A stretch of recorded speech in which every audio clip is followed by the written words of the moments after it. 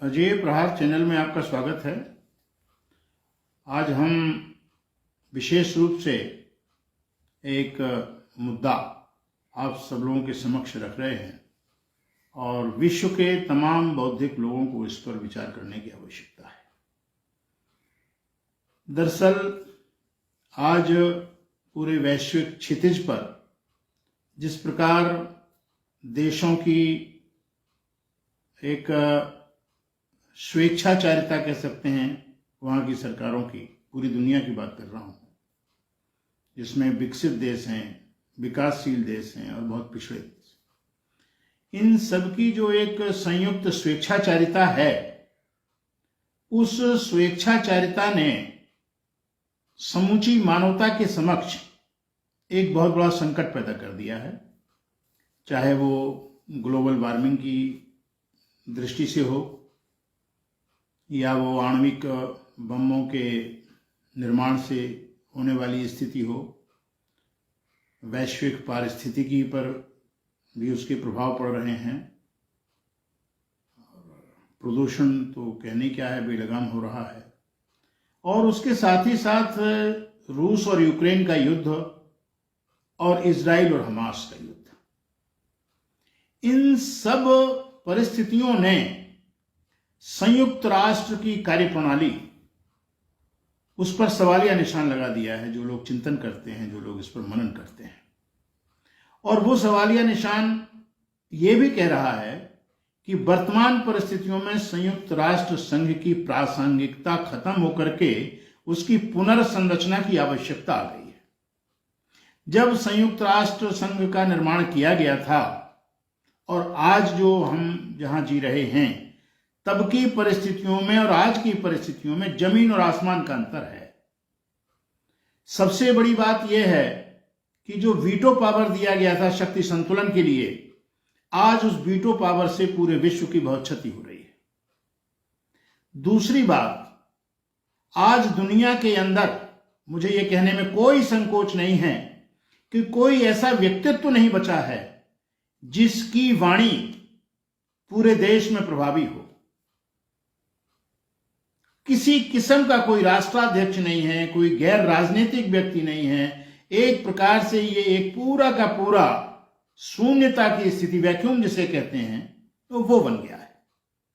और उसका कारण यह है कि इन सत्ताधीशों ने आम आदमी के मनोबल को गिरा दिया है।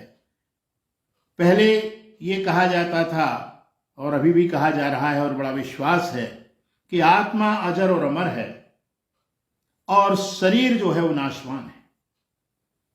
अगर आप व्यवहारिक रूप में देखें तो आज ये जिंदा शरीर के अंदर आत्मा मर गई है और उसके लिए समूची राजनीति जो नकारात्मकता पर आधारित है, विश्व की समस्त राजनीति पूरी तरीके से नकारात्मक पर आधारित है। उस नकारात्मकता को मिटाने के लिए सकारात्मक प्रयोगों की आवश्यकता है। जन जागरण न होने पाए, जनता न बनने पाए, इसलिए कहीं धर्मों के फांक हैं, कहीं जातियों के फांक हैं, कहीं झुंडों हैं, कहीं लिंग है। तमाम प्रकार की विभेदात्मक स्थितियां ऐसी बना दी हैं कि आज मनुष्य मनुष्य न रह करके कुत्ता हो गया है और उसके लिए कुछ टुकड़े डाल दिए जाते हैं, उसी में संतुष्ट हो जाता है। ये केवल एक देश की बात नहीं है, ये पूरे विश्व की है। पूरा विश्व नेतृत्व अपने स्वार्थों में लगा हुआ है। उनके लिए राष्ट्र से बड़ा अपना स्वार्थ है, राष्ट्र की अस्मिता से बड़ी कुर्सी है। इस प्रकार से जो एक सामाजिक मूल्यहीनता की स्थिति विश्व में प्रकट हो रही है, वो बहुत गंभीर चिंता का विषय है और समूची मानवता के लिए खतरा भी है। आज कोई रोकने वाला नहीं है इजराइल और हमास की बात को। जिस समय हमास ने आक्रमण किया, उसकी निंदा उन्होंने की नहीं, जो आज कह रहे युद्ध बंद कर दो। यूक्रेन और पुतिन के बीच में जो युद्ध हो रहा है, उसमें लोग स्वार्थों के हिसाब से अपनी टिप्पणियां कर रहे हैं। किसी में क्षमता नहीं है कि वो जोर से आके कह दे कि पुतिन जी रुक जाइए, या यूक्रेन से कहे कि आप बैठ के संधि कीजिए। आज संधि कराने की क्षमता नहीं बची नेतृत्व में, किसी भी नेतृत्व में नहीं। और ये बड़ी शून्यता की बात है। और इस शून्यता और रिक्तता के लिए जब तक हम सकारात्मकता से नहीं आएंगे प्रयोग, जितने लोग हैं, जहां हैं, जैसे हैं, वो अपने आत्मबल को जगाएं और सकारात्मकता को आगे बढ़ाएं, तब कोई परिणाम आ सकता है।